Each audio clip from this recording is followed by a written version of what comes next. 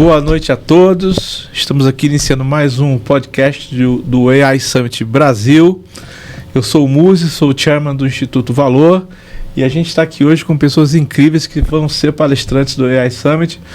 Mas a última coisa que a gente vai falar aqui é de AI Summit. A gente vai falar um pouco de o que cada um está construindo na sua carreira, quais são as suas perspectivas de futuro com relação à inteligência artificial, quais são os seus planos pessoais e profissionais, enfim. Hoje é um bate-papo, como foram os dois outros episódios, bastante informal e cada um com muita liberdade para falar. Então eu queria que cada um se apresentasse, começando com a minha querida Gladys, depois o Eric e depois o Dalmer. Eu só vou puxar um pouco o saco da Gladys aqui, porque a Gladys faz parte da comissão organizadora do AI Summit. Ela é uma mulher incrível. Um dia eu vou ter dinheiro para contratar ela. Ô, moça, obrigada. Muito obrigada pela oportunidade. Sem dúvida nenhuma, falar de IA é uma coisa muito interessante, mas antes de falar de IA, o meu maior cargo é ser mãe da Helena, né? Então eu costumo dizer que para mim é uma honra. Hoje eu tenho atuado, né, com inovação e novos negócios numa organização chamada Tática Linear Global Brasil, além, óbvio, de cuidar e de ajudar na organização do AI Summit e muitas outras coisas que agora a gente não vai ter muito tempo para conversar, mas a gente vai falar ao longo dessa jornada aqui. Obrigada. Muito bom. Bom, Muzi, primeiro te agradecer, tá? Agradecer a todo mundo que está aqui. Bom, meu nome é Eric, né? Eu sou head da parte de IA e Analytics da White Martins, né? Que é a maior empresa de gases industriais e medicinais do Brasil. Faz parte do Grupo Linde, né? Mais de 5 mil funcionários, atende diversos mercados. Comecei lá em 2017, né? Eu e uma estagiária, a gente começou na área de logística, entregando valor para a área de logística, que estava mais madura na parte de dados, e aí foi evoluindo, e hoje a gente atua na empresa como um todo, né? Porque IA, eu acho que é transversal, né? Você não tem um nicho específico para aplicar IA. IA hoje você vai desde a parte do back-office, com suprimentos, fiscal, passando pela operação, na força de vendas, então é transversal.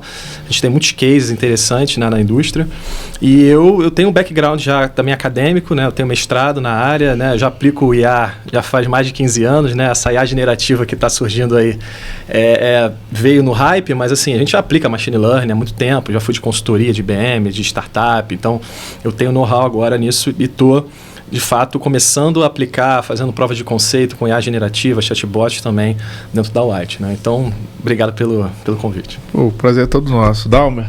Opa, boa noite, pessoal. Agradeço a oportunidade aqui, Muzi, os colegas todos.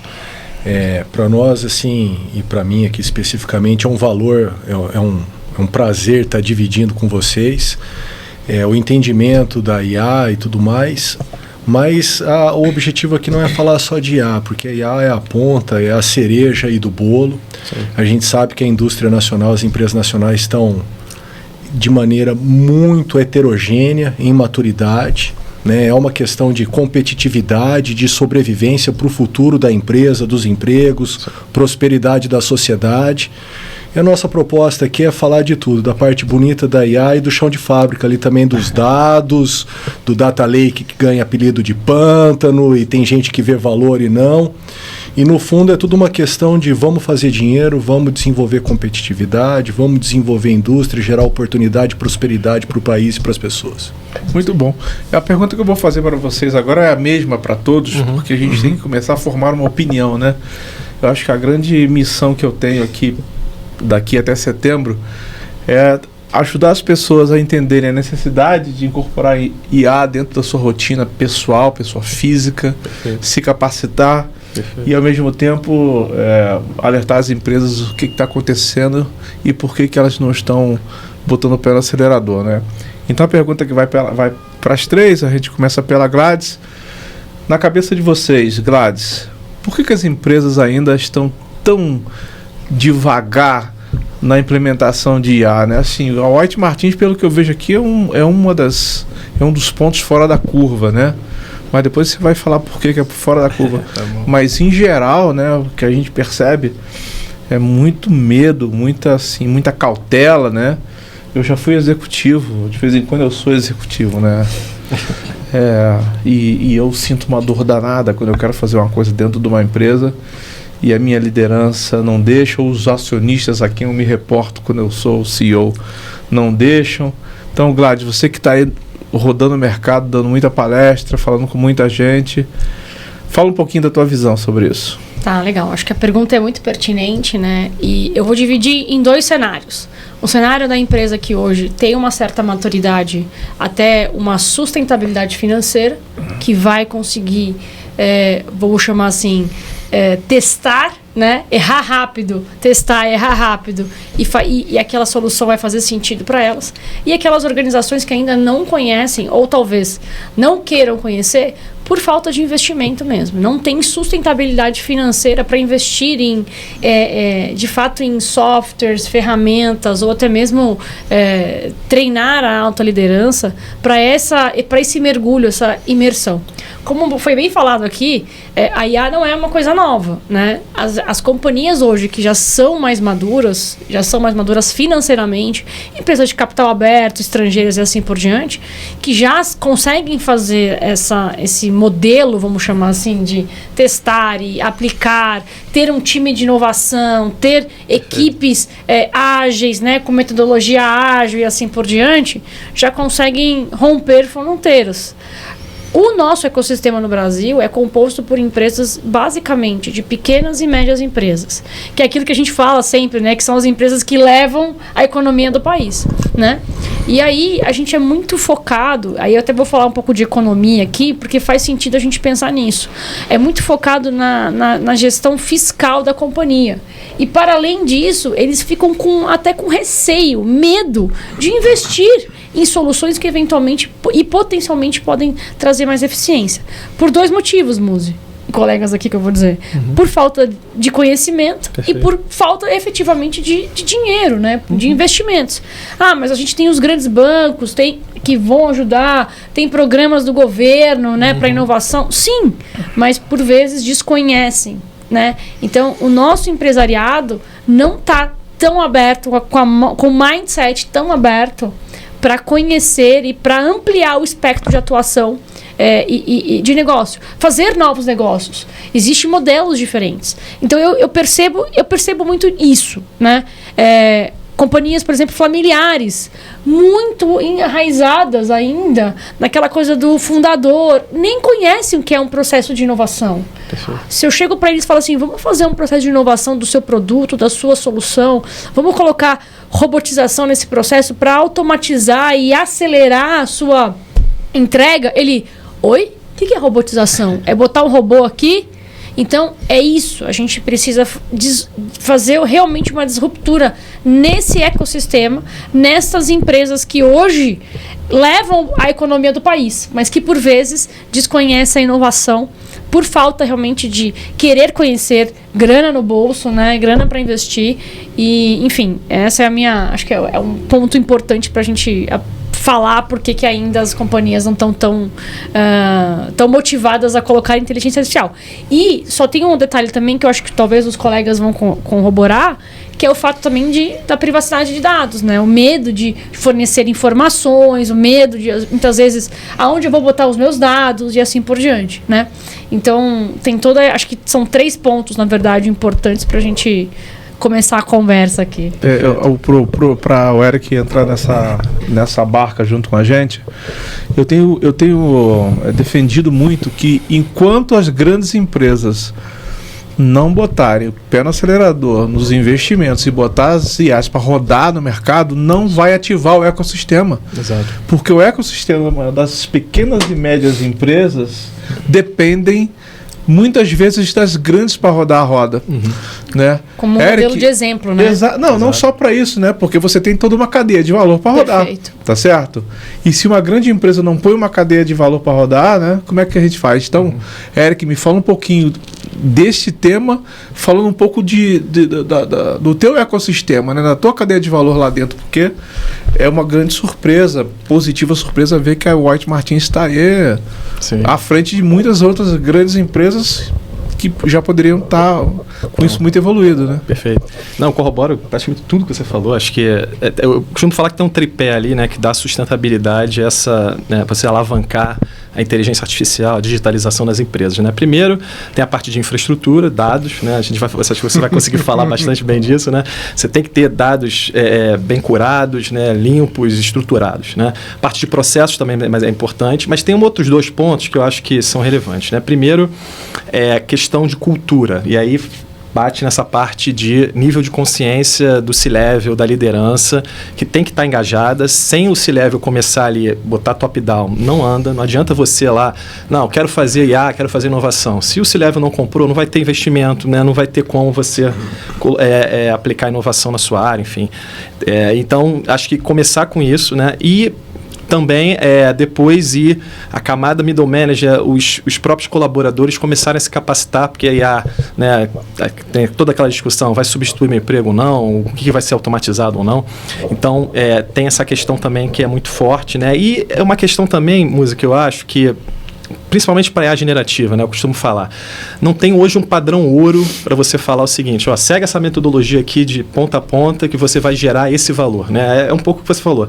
As empresas hoje não sabem nem onde aplicar a inteligência artificial, né? Não sabe nem o problema ainda. Elas estão ainda num passo anterior, né? Que problema eu consigo resolver com IA? Eu tenho vários problemas aqui, mas não consegue priorizar, não consegue de fato estruturar um business case que faça sentido para provar o valor. Então, na White a gente falou, olha, não, peraí, vamos começar com a dor, qual o problema que a gente tem em operação, em vendas? Será que isso pode ser resolvido por IA? De repente não, é um programa em Python ali, uma automação que a gente faz, não é necessariamente IA. Mas você tem outras aplicações aqui que podem.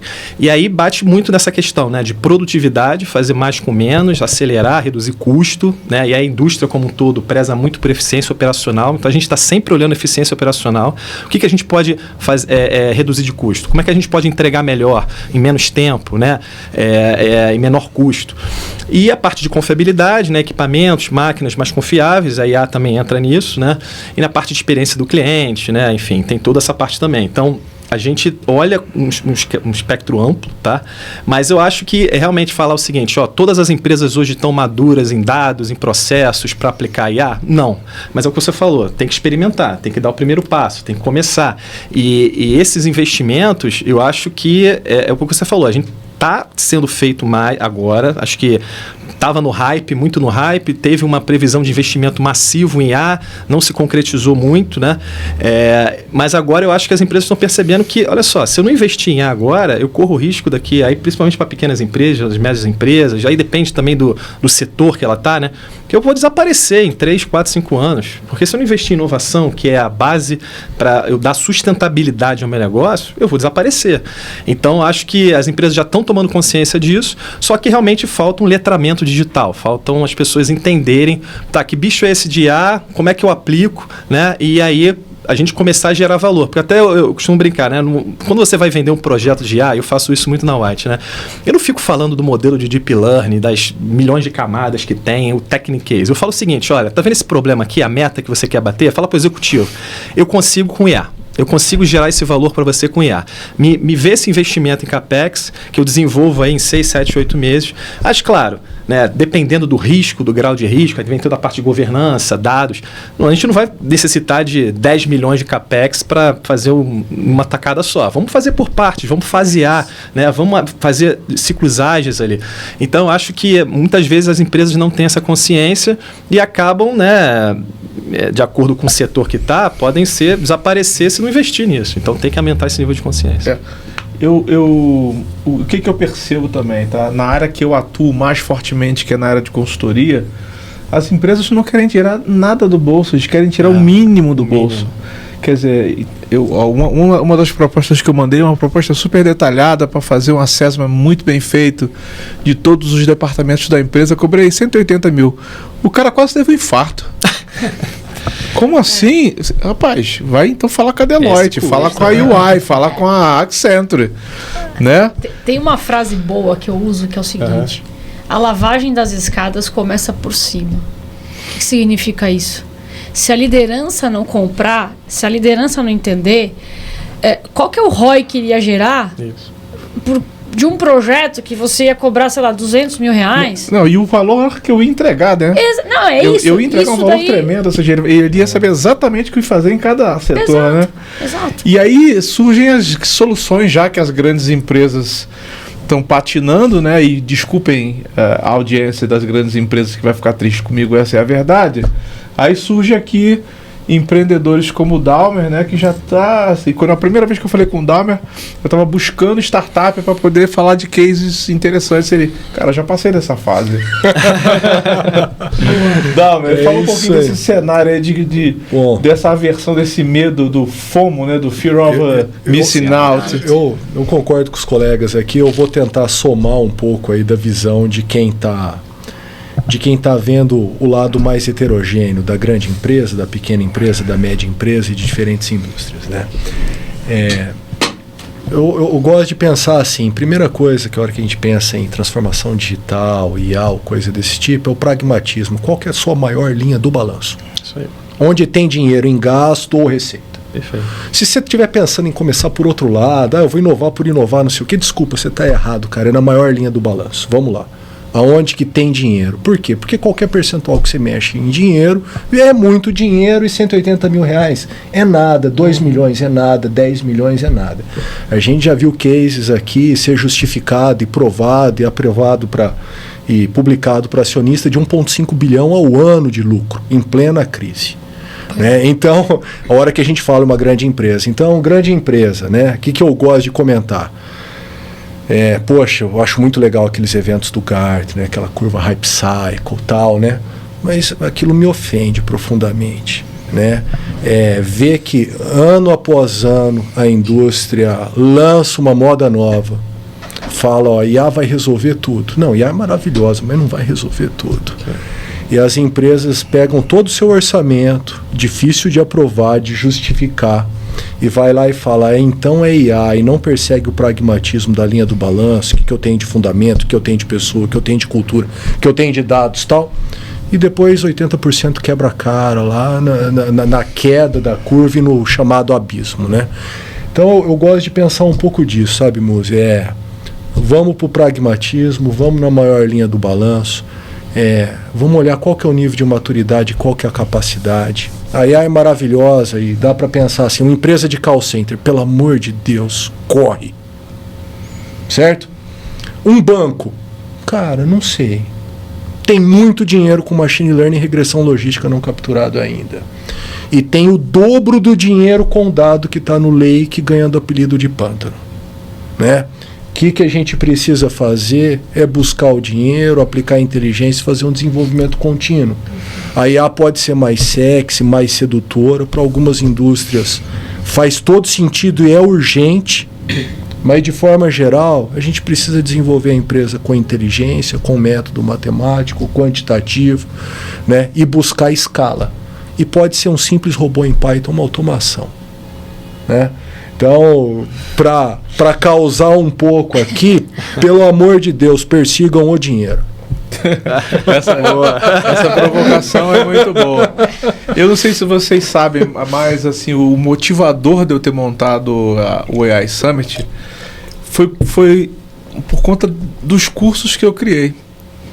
Entendeu? Assim, eu tinha ido para... eu estudo inteligência artificial desde 2014, sem escovar bit, tá? Eu sou um cara que gosta de pesquisar, né? Escrevi meu primeiro artigo em 2015. No passado escrevi mais de 360 artigos. Foi mais de um artigo por dia. Eu tenho uma visão generalista muito interessante. Você usou o ChatGPT, hein, Muzi? Não tinha na época. Não tinha na época. Se tiver um por dia, cara. O ChatGPT mais que um por dia. Mas quando você tá fazendo doutorado, cara, assim, você tem que produzir muito conhecimento, né? Eu não podia deixar passar a piada. Foi boa. Não, hoje eu uso pra caramba. Mas é engraçado, eu não tô usando e não tô... O Gemini é mais potente. A Gemini não tá com essa bola toda, não. Tá o certo? outro 5 talvez. Enfim, então, mas é artigos curtinhos, de 4, 5 páginas. Eu vi uma bola pingando. Artigo humilde. Mas assim, de qualquer maneira, assim, o que aconteceu, né? Eu voltei, eu passei meu primeiro ano em Portugal fazendo doutorado, aí adoeci, tive que voltar.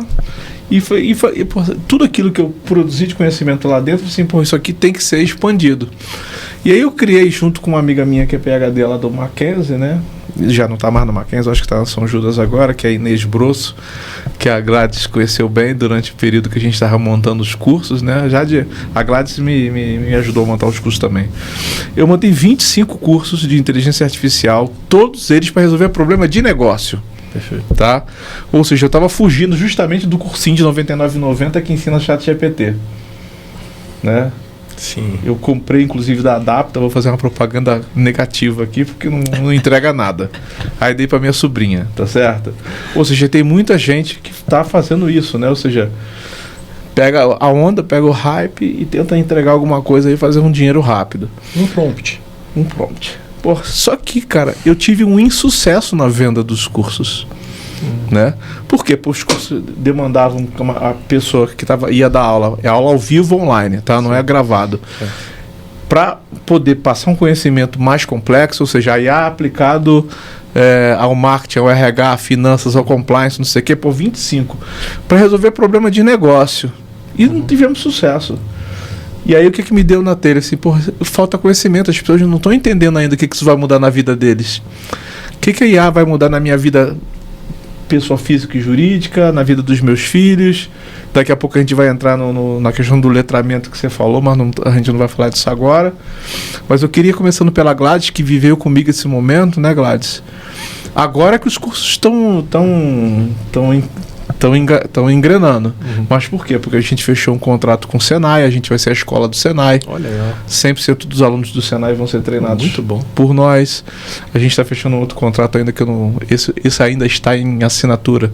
Mas é com uma grande universidade que vai pegar o nosso conteúdo desenvolvido e vai distribuir na universidade, ainda vai fazer vai pegar o nosso MBA e vai adaptar para poder ser o MBA deles, enfim. E ainda mais uma coisa, até a Gladys viu hoje, a gente está com um doutorado em inovação, que eu vou dar foco total em IA, né? Então, assim, Gladys, fala um pouco desse assunto, né? Ou seja, por que você, na tua percepção, por que as pessoas ainda não estão se capacitando, não estão fazendo nada além do ChatGPT, como você falou, do Gemini, daquele outro gerador de imagem lá, do Midjourney, DALL-E. Você tem tanta coisa para fazer, tanta coisa para aprender, né? Eu acho que esse é o grande mote, né? Tem tanta coisa para aprender que, por vezes, a gente fica numa inércia achando que, beleza, é mais uma onda, né? Mas olha que interessante, né? Profissionais como a gente, nós estamos gerando conteúdos relevantes de impacto. Muse tem 25 até mais cursos que aplica soluções de inteligência artificial para negócios, né? E as organizações e a academia também olhando para esse ecossistema.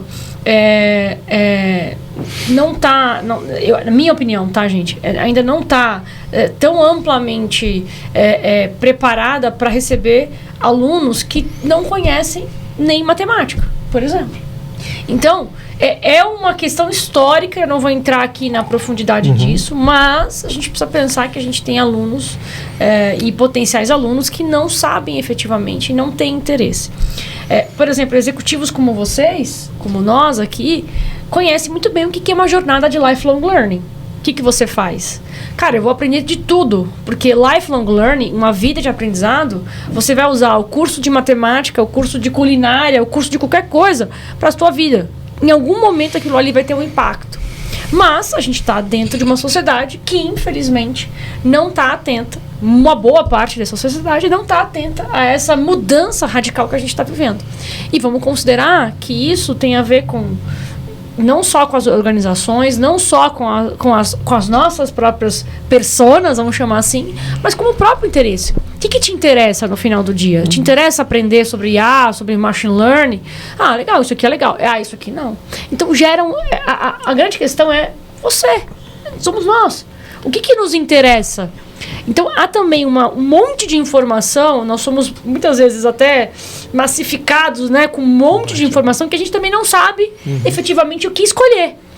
Hoje mesmo, recebi um cold mail, né, que a gente chama, né, do marketing outbound, que é o seguinte: olha, eu tô com uma ferramenta aqui incrível que consolida todas as ferramentas mais hypadas de inteligência artificial. Era basicamente um deck com várias ferramentas, você comprava por R$59, você acessava todas, só que acessa todas de uma forma collab, né, de uma forma colaborativa. Então olha que interessante, né, eu fui lá, cliquei, eu me interessei por aquilo, né. Então boa parte do que eu acho que a gente está vivendo uma parte da população no Brasil e no mundo tem interesse em conhecer, mas não se aprofundar, e aí fica aquela coisa no raso.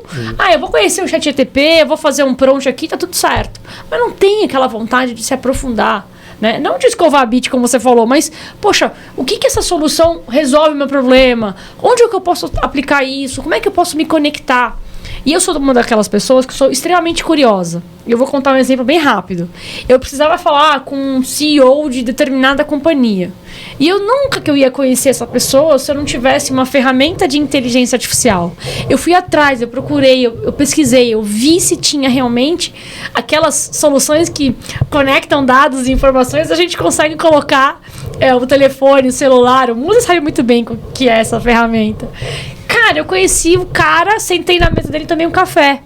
Nada mais, nada menos que era o CEO da Dengo, o Estevão Sartori.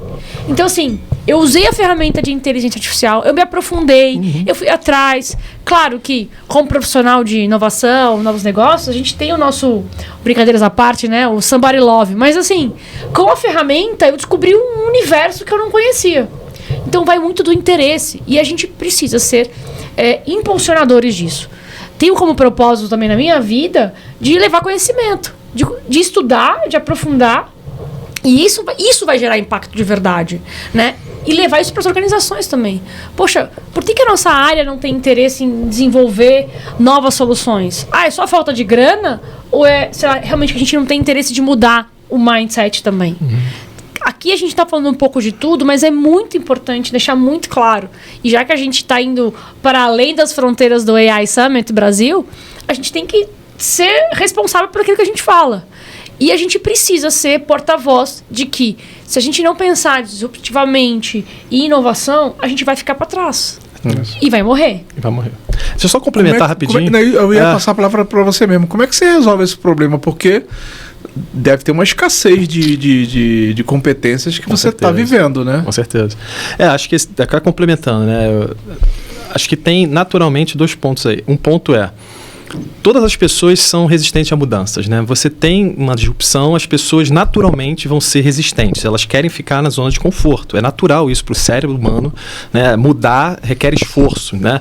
E muitas pessoas não têm esse mindset de olhar e falar, olha, eu quero me adaptar. A gente aqui está meio que numa bolha. A gente, né, já vive, somos respira privilegiados. isso. Né? A gente respira isso. A IA está se democratizando, mas a gente respira isso todo dia. Mas tem muitas pessoas que não.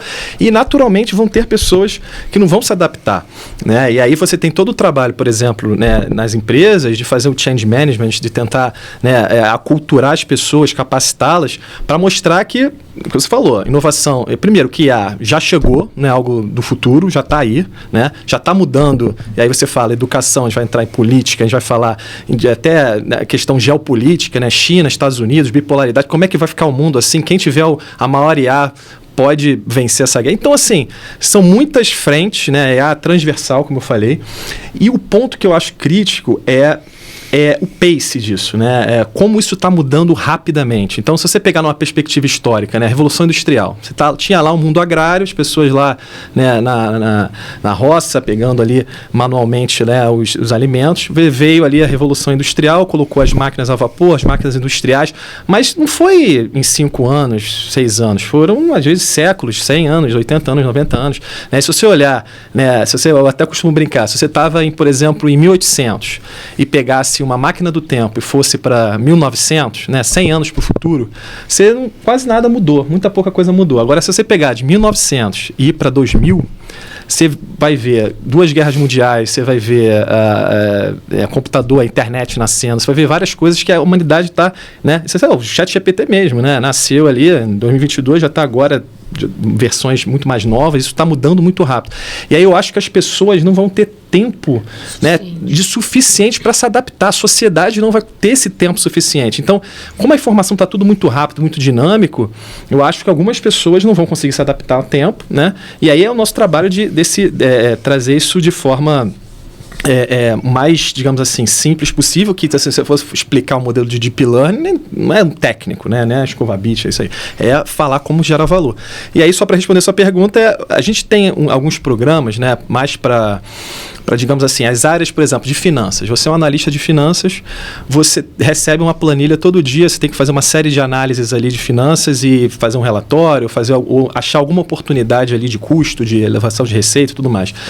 A gente tem um programa ali que é o seguinte, olha, vamos trazer IA low code, no code, né, essas ferramentas ali que o usuário de negócio consiga, né, não precisa ficar programando em Python, ele consiga rapidamente se capacitar e gerar valor para o trabalho dele. Não necessariamente vai estar ligado à estratégia lá do CEO, que vai ser alguma coisa top-down. Não, ele recebe todo dia uma planilha, ele precisa fazer um trabalho que ele precisa, se eu botar uma inteligência artificial ali, eu consigo ser 30%, 40%, 50% mais produtivo, gerar mais valor.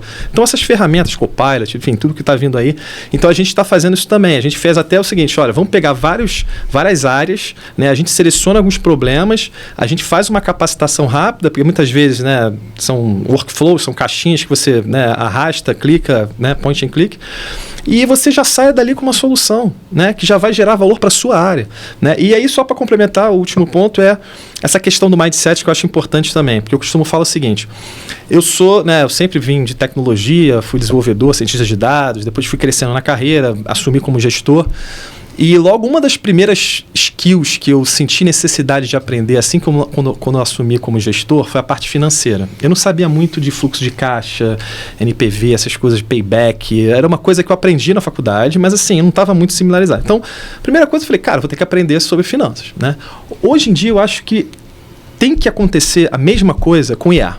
Se você é um gestor de finanças, seja um cara de operação, se você é um cara de RH, olha só, você tem que saber, uma skill essencial para você saber. Você não vai ser o time que vai entrar a fundo no desenvolvimento de IA. Mas você tem que saber o seguinte, o que é um LLM, né? Quais são as ferramentas do mercado? Quais são os cases dentro da minha área de RH, de recrutamento e seleção que eu posso aplicar aqui? É saber ter o vocabulário para conversar com as pessoas que são especialistas e aí você tentar fazer as perguntas certas para você conseguir gerar valor para a sua área. É como se você tivesse uma skill ali de finanças, você tem que saber o mínimo ali do seu centro de custo, CAPEX, OPEX, para você fazer a gestão do seu time. Agora, você tem que saber também uma outra skill, que é a inteligência artificial, porque isso daqui não vai sair da noite para o dia, sabe? Não vai ser uma coisa passageira. O pessoal brinca, passageiro não é passageiro, já chegou. Se você não souber isso agora, você vai estar fora do mercado daqui a alguns anos. Então, assim, acho que é essencial todo mundo já aprender isso, e é um trabalho constante, né? Não é fácil, mas assim, a gente vai capacitando aos poucos. A diferença da entrada da internet para a inteligência artificial é que a IA é uma tsunami, né? Exatamente. Então, Dalmer, para a gente fechar esse bloco, complementa então dentro dessa pergunta que eu fiz aí. Bom, eu gosto da colocação dos colegas aqui e eu gosto de pensar um pouco mais assim no lado humano e no talento e no social. Adoro música, mas não tenho talento nenhum para música. Não deixo de ouvir, não deixo de curtir, não deixo de entender. Mas não toco e não canto, sou desafinado. Certo? A gente tem que entender que a questão de IA, ela está dentro de um contexto de transformação digital mesmo, né? De revolução digital. O mundo não vai ser diferente, não só por causa da IA. É por causa do dado, da matemática aplicada ao dado, do comportamento humano. Está todo rastreável em dado, e a matemática, ou machine learning, ou IA, ser capaz de prever e lidar com mais variáveis simultâneas do que o nosso próprio cérebro. Então, o que está acontecendo de fato, né? A gente está vendo lá cases. Poxa, o ChatGPT conversa muito bem, escreve muito bem. Provavelmente melhor que a média dos seres humanos. Principalmente de quem não teve muita chance de estudar, se alavancar ou percorrer muito isso. A gente está vendo também IA estabilizar um reator de fusão nuclear, que é uma atividade extremamente específica, científica, que pessoas brilhantes do mundo não estavam estabilizando a reação para deixar a equação positiva. A gente está vendo a IA prever quando uma pessoa vai sair de coma. Toda a comunidade médica muito bem educada, pesquisa constante, investimento, riqueza em investimento, uma indústria riquíssima, a IA fazendo a previsão que nenhum médico nunca conseguiu fazer. Tentando linkar essas coisas todas, né? O que eu acredito? Eu acredito de fato que o contexto do mundo precisa ser entendido, né? Que todo profissional precisa conseguir olhar para dentro e falar, poxa, o quanto do meu tempo eu realmente, no meu trabalho, eu usava a minha capacidade, minha intelectualidade para resolver um problema social, financeiro, estratégico, operacional da empresa. O quanto do tempo eu estava preso em processo, burocracia e atividade repetitiva. E se perguntar profundamente, para tudo aquilo que não é intelectual deve ter um meio melhor de fazer. Seja lá com IA, com automação, com machine learning, mas a verdade é que nesse momento o mundo tem ferramenta para tudo que é repetitivo e não muito intelectual de ser amenizado e libertar as pessoas para exercer seu talento e construir algo a mais do que está construindo.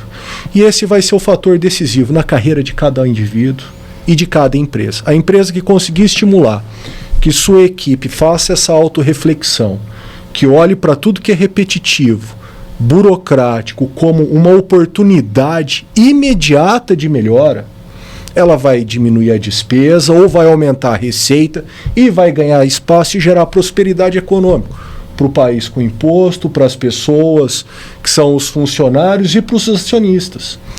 Quem ficar preso ao mundo como não tiver aberto a entender isso, né, pode passar por graves dificuldades em menos de uma década, né? Aí é lógico que tem empresas e setores que são mais sensíveis, né, pela própria competição digital e por estar no meio digital. Tem meios que são mais físicos, né, que vai ter uma dinâmica um pouco mais lenta, mais protecionista, né, pela construção física mesmo, né, traz uma proteção maior. Quem, por exemplo, a White Martins não é das mais agredidas, apesar de já estar à frente, né? Exato. Ela ainda tem uma posição física muito forte, diferente de um banco. Né? Hoje um banco é 100% digital. Né?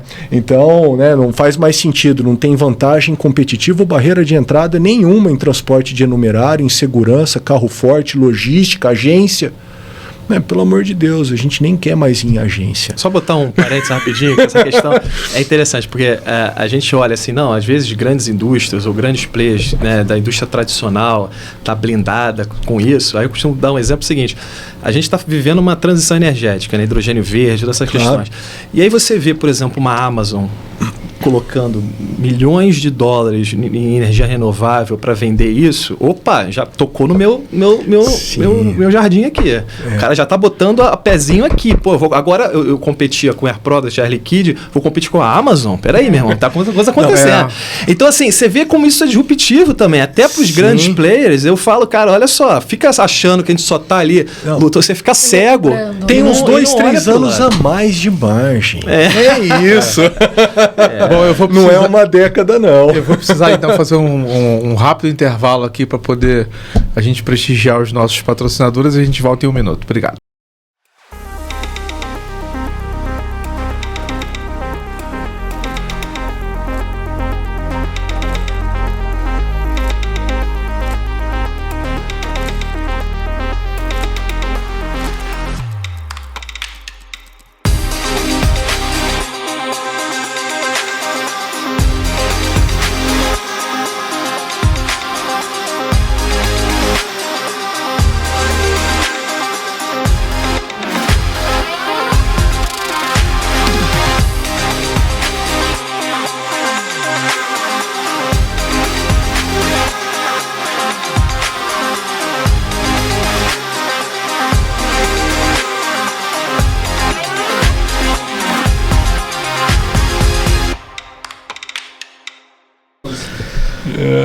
Boa noite mais uma vez, estamos de volta aqui com o AI Summit Podcast, Um prazer estar aqui com vocês, estar com a Gladys, com o Érico, com o Dalmer aqui. A conversa esticou muito, a gente avançou um pouquinho no tempo para a gente fazer o primeiro break, o primeiro e único, né?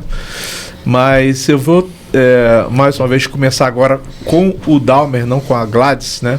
Porque é uma área que ele domina muito, por conta de já ter vivido durante alguns anos da sua carreira na área financeira. O que está acontecendo com a área financeira com relação à inteligência artificial? E aí eu vou abrir um parênteses. O que o Nubank está fazendo? Hein? Que banco é esse? Fala para mim. Eu gosto bastante do exemplo da área financeira porque ela é das mais digitais naturalmente ou mais aceleradas, inclusive por incentivo do próprio Bacen, né? A gente viveu um cenário de oligopólio, que uma das boas ações do Temer foi quebrar o oligopólio e dar a chance, por exemplo, para o Nubank e outros se tornar uma indústria financeira de fato, né? E é uma indústria muito tradicional, né? Por muito tempo houve um pouco de talvez até de soberba, sim, da capacidade de geração de lucro, de caixa, de entendimento que qualquer startup que crescesse ou desafiasse seria facilmente comprada, né? Então, o Nubank é o primeiro a romper essa barreira e dar essa atravessada, né? Mas a hora que a gente olha assim de maneira mais ampla, há de novo um cenário muito heterogêneo, né? Nós estamos vendo claramente aqui nesse momento, entre os grandes players, distanciamento no uso de inteligência. E por onde que a gente olha isso? No balanço. Porque a concessão de crédito e a inteligência de cobrança nem precisa de regressão logística e machine learning, né, de algumas camadas já resolve bem, não precisa ser deep learning, né? Mas a gente vê claramente ali quem consegue se manter perene durante a crise, quem consegue manter um resultado consistente, margem consistente, e quem sofre da sazonalidade, né? Para mim isso é uma proxy clara da capacidade do uso do dado e da aplicação da inteligência na linha do balanço, que é onde eu defendo que deve ser perseguido para gerar o benefício como um todo. E eu acho que o Bacen está fazendo um ótimo trabalho assim de fomentar a disrupção. A gente está realmente rompendo todas as barreiras físicas, né? As vantagens competitivas físicas de logística, de transporte, de dinheiro em espécie, né? Para ser uma indústria aí de inovação, de uso de tecnologia de ponta e de quem sabe, né? Pelo alto poder financeiro e de investimento, que não traga aceleração para o ecossistema no Brasil, né? De dados e de como um todo. Me frustra muito, por exemplo, não ter nascido uma cloud de um grande banco no Brasil, uma cloud nacional. Eles tinham uma estrutura absurda, dezenas de milhares de funcionários em tecnologia, data centers de altíssima qualidade, né? Mas a vida operacional do banco é tão pesada que não permitiu eles disruptarem por nós, né? E a gente está vendo agora um varejista, uma Magalu, tentando fazer isso pela gente. Mas era importante e estratégico para o país. E eu internamente tinha uma expectativa muito grande que viesse da indústria financeira por estar lá todo dia, próximo deles, respirando tecnologia e tudo mais. Não, mas a gente vê ainda que é o seguinte, observa o caso da XP. A XP ela deu uma estilingada gigante, daqui a pouco meio que estabilizou, né? Aí o Bradesco se mexeu, botou o Next, que fez isso e afundou, né? Virou lá um setor do Bradesco, né? Não virou um banco digital, né? E o Nubank não, ele veio muito consistente. Veio consistente, né?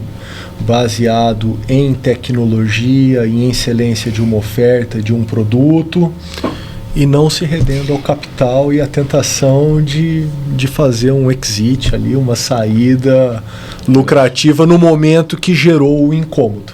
né? Eu queria só fazer um adendo, se me permitirem. Já estava na tua vez mesmo. Boa. Que assim, esse movimento até digital em bancos é muito legal, é muito interessante e ele também afeta todo o espectro regulatório, né? De nada adianta a gente ter o ecossistema se a gente também não tem o regulatório. O Brasil saiu na frente disso, né? A gente hoje já tem o Open Bank, nós temos agora quase saindo aqui o Open Insurance e assim por diante.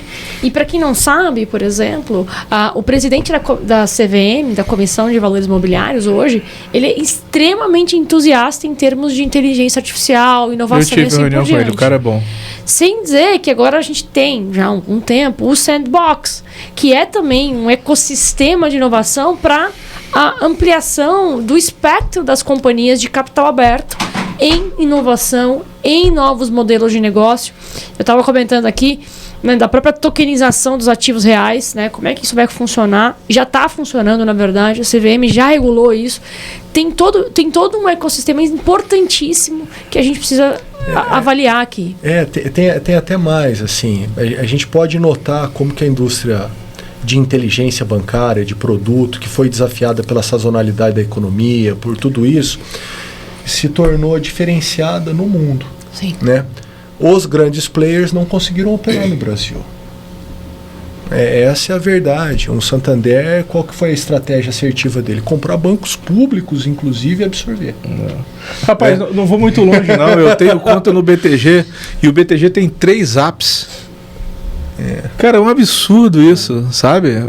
Desculpa, BTG, mas é verdade. Assim, às vezes eu me enrolo para qual deles eu vou ter que usar hoje. Tá certo? É um para pessoa física, outro para jurídica, outro para investimento, não sei o quê.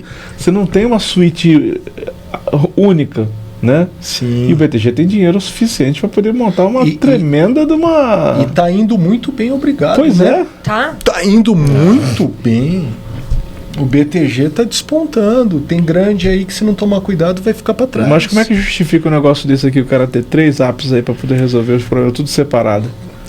Mas eles não estão com olhos para isso. Estão com olhos para a linha do balanço que você falou, que é o que vai me trazer mais lucro. O que vai trazer lucro, crescimento, prosperidade. E potencialmente para esses bancos, não só para o próprio BTG, eventualmente agora não é o momento, agora o negócio é de decolar e vamos ganhar dinheiro no final do dia. E o nosso ecossistema na parte regulatória que você tocou também é muito avançado, né? Aquela questão toda que a gente viu nos Estados Unidos recente, o Brasil estava muito protegido por causa de implementação cedo de Basileia. Sim. Né? A gente fala de IFRS 9, também está aqui na parte regulatória muito presente no sistema financeiro. Então, assim, o sistema financeiro nosso, do meu ponto de vista, tem um diferencial absurdo no mundo de oferta de produto, de resiliência à sazonalidade, de uso de inteligência para suportar isso. A gente não viu um HSBC ou um outro grande player conseguir operar bem no Brasil, porque é diverso mesmo. Né? A parte regulatória do Bacen e tudo mais, muito bem cuidada, né? Mas falta um pouquinho de protagonismo ali, de liderar o desenvolvimento de tecnologia no país, no meu ponto de vista. Né? A nossa indústria mais rica, mais próspera, que conseguiu atrair excelentes profissionais, né? É a indústria financeira, uma delas.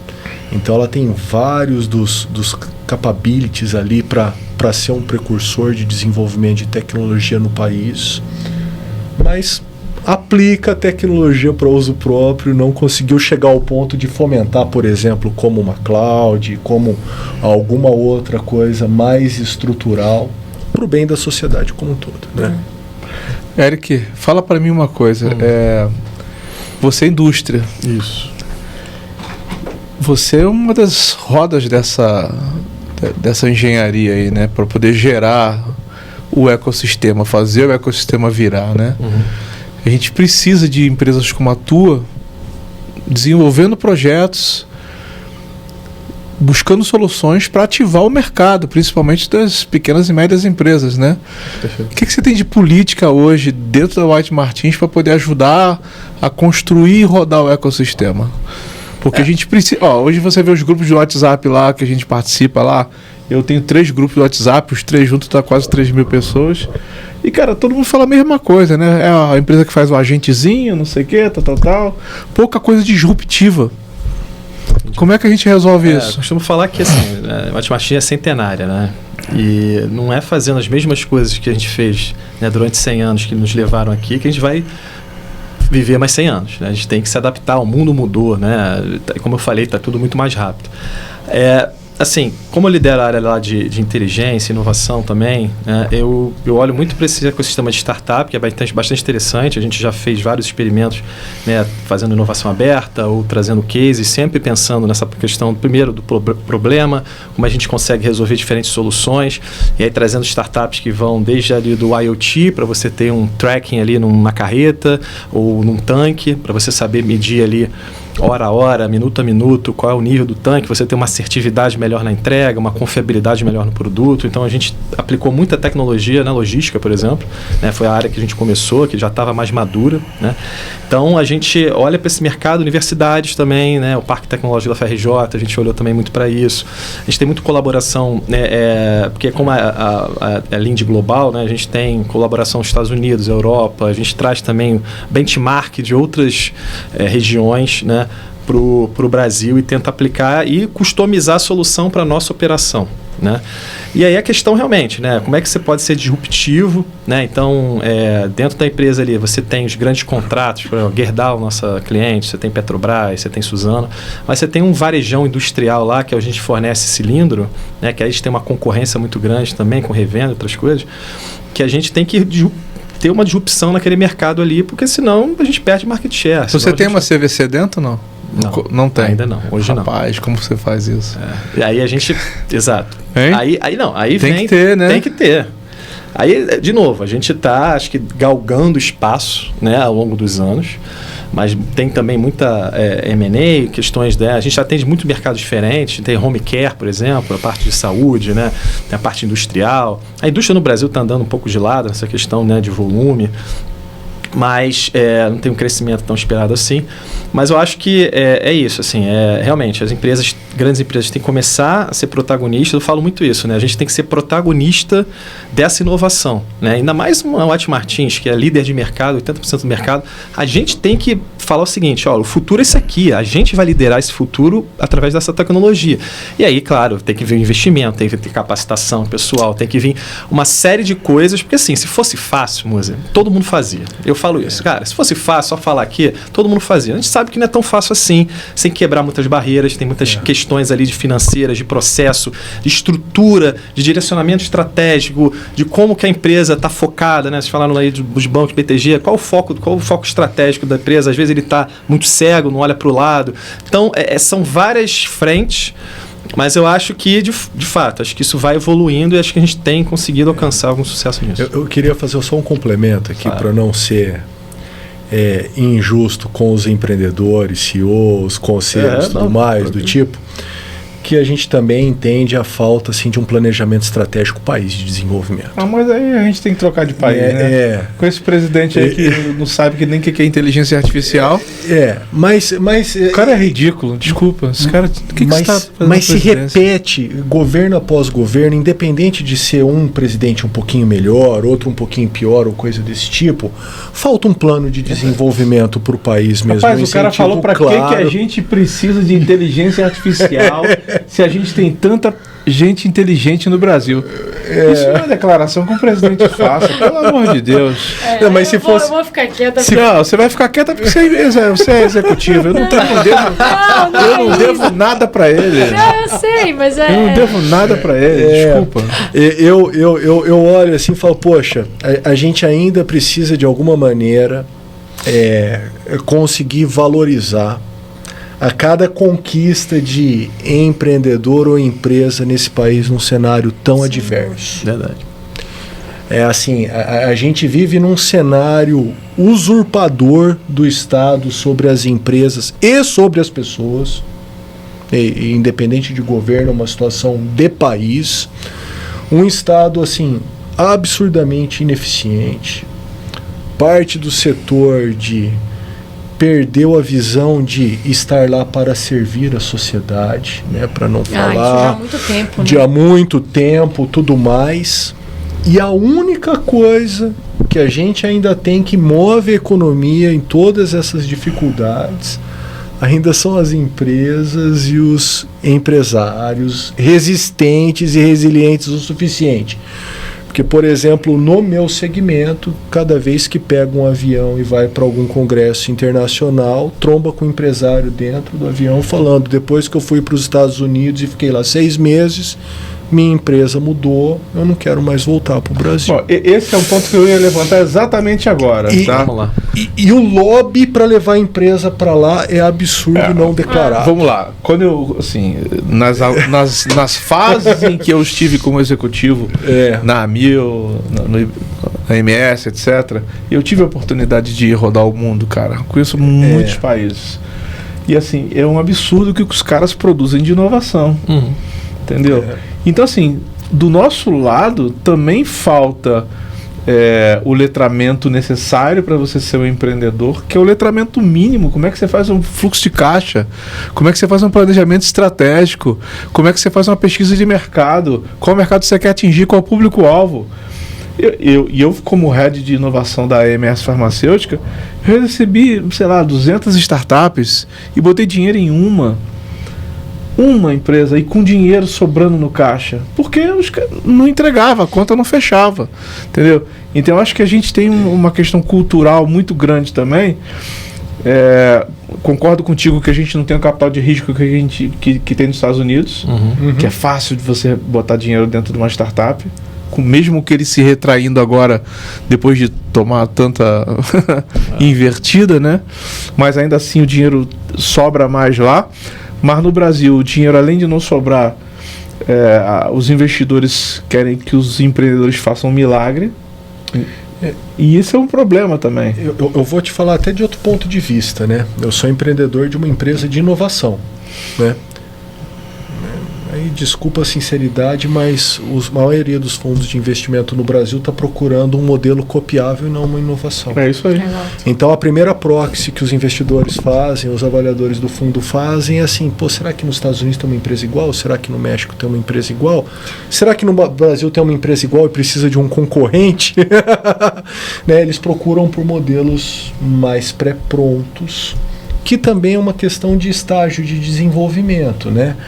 Ainda não surgiu aqui uma Google que disruptou tanto assim para inspirar os caras do potencial retorno, né? Mas eu acredito que um dia a gente ainda vai chegar lá, né? Mas nesse momento, mas sabe uma coisa se procura mais por modelos conhecidos.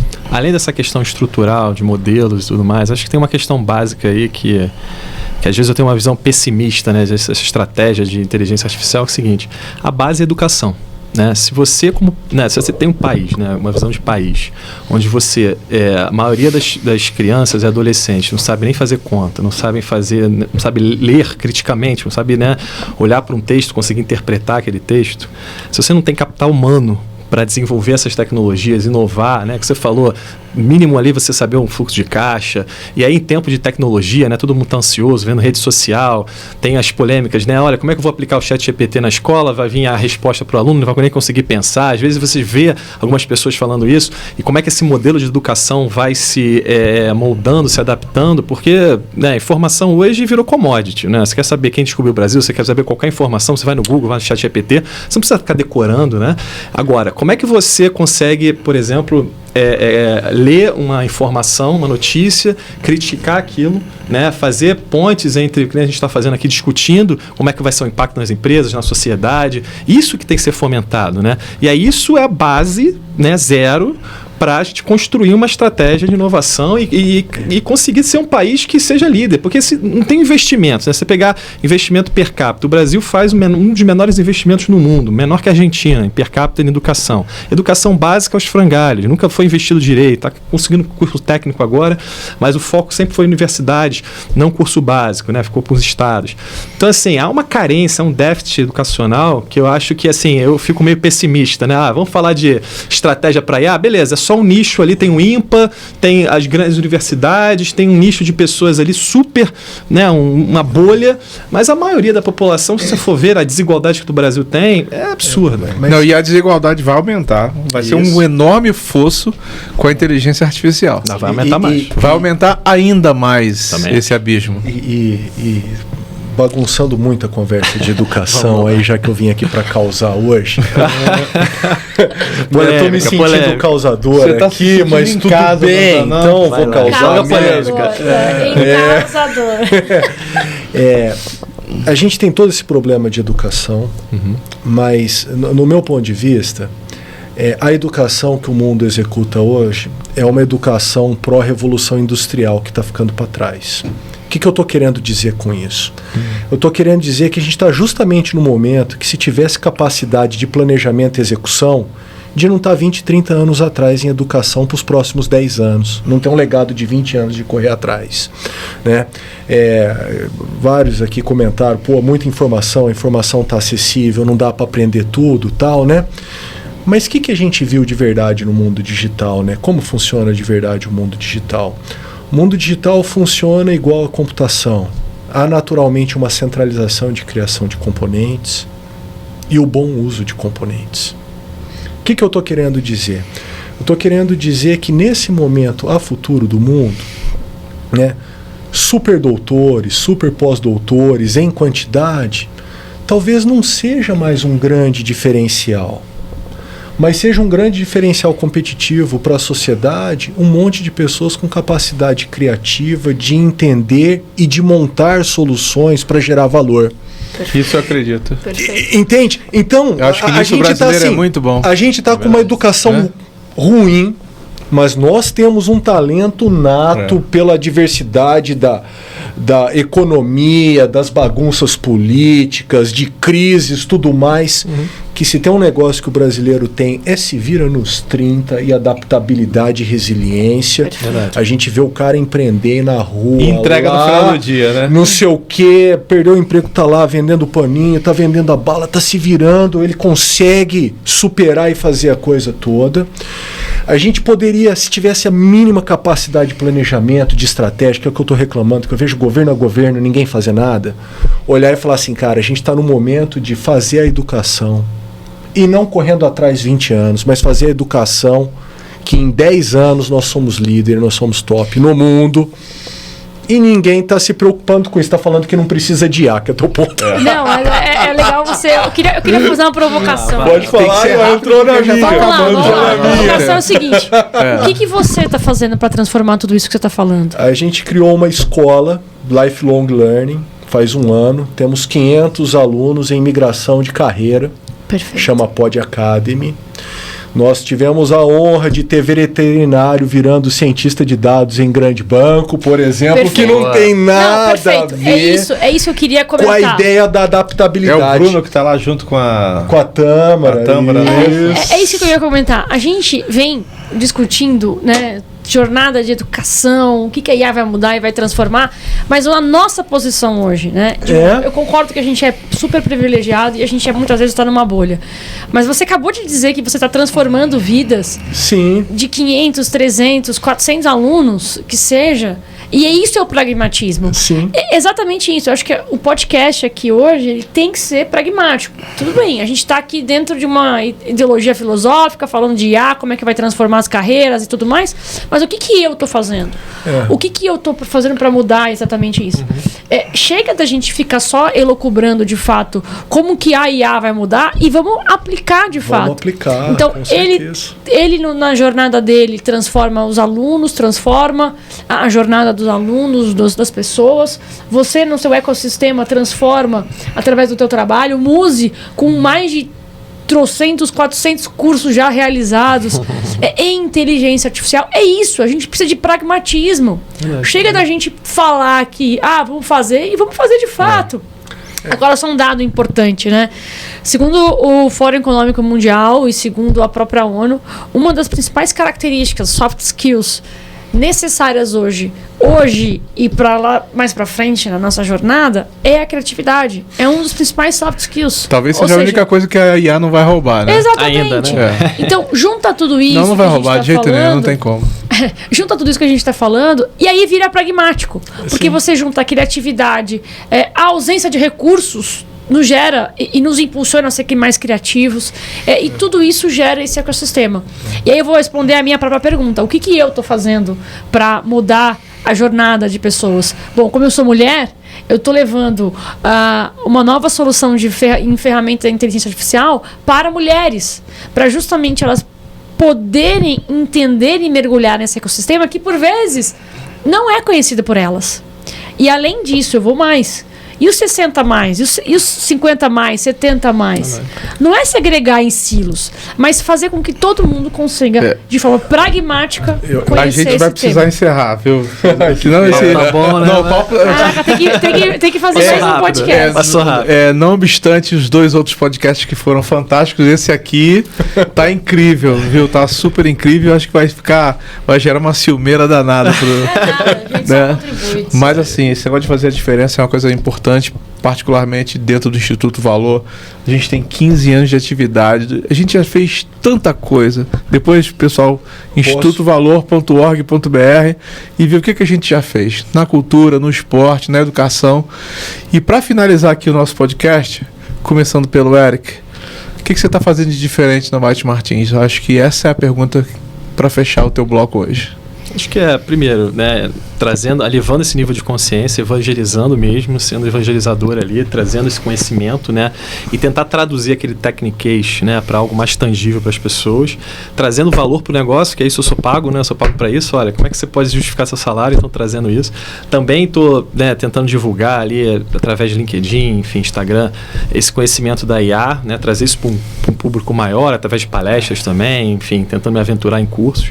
E eu acho que é isso, eu concordo com vocês, é a gente tentar numa estratégia mais pragmática, eu gosto muito dessa visão de ser pragmático, né? O que a gente consegue fazer dentro das nossas possibilidades, e eu acho que sim também cobrar o poder público, cobrar quem tem que ser cobrado, deputados, enfim, executivo, para estabelecer políticas públicas para mudar isso de forma estrutural. Não vai ser da noite para o dia, a gente sabe disso, mas tem o que a gente consegue fazer como cidadão, que eu acho que também é importante, né? Que é de cobrar. Olha, vocês têm que fazer isso, saber votar certo, saber direcionar o seu voto, que é um instrumento também, né, de mudança, para direcionar nas prioridades que a gente acha relevante. Perfeito. Antes de passar para o Dalmer, por que as pessoas têm que participar do AI Summit, na tua opinião?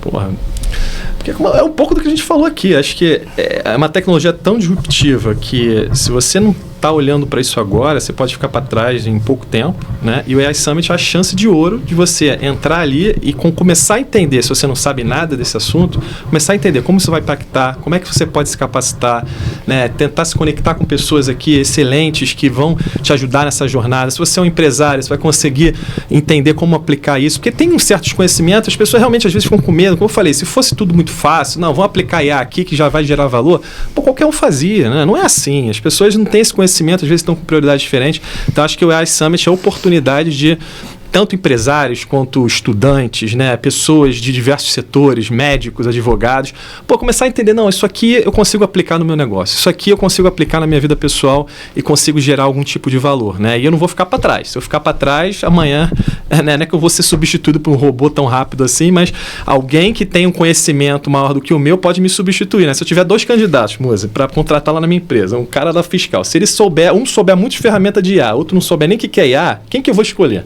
né? Se os caras estão mais ou menos no mesmo nível na área fiscal. Então, assim, é você começar a se preparar para estar na frente, né? Eu costumo dizer que a IA não vai tomar emprego de ninguém. Não vai. Mas quem tiver conhecimento de IA vai ter vantagem competitiva. Dalmer, dá um fechamento nisso que a gente acabou de falar agora e, logicamente, eu quero saber a tua opinião. Por que, na sua opinião, bem pragmática, como a gente buscou ser aqui, que as pessoas precisam ir lá no AI Summit? Boa. Bom, vou começar pelo pragmatismo do AI Summit, tá? Nós precisamos de ter fóruns nossos desvinculados de patrocínio, que dissemine o conhecimento, que traga e acolha as pessoas para entender isso e usufruir disso na empresa, na vida, na carreira, tudo mais.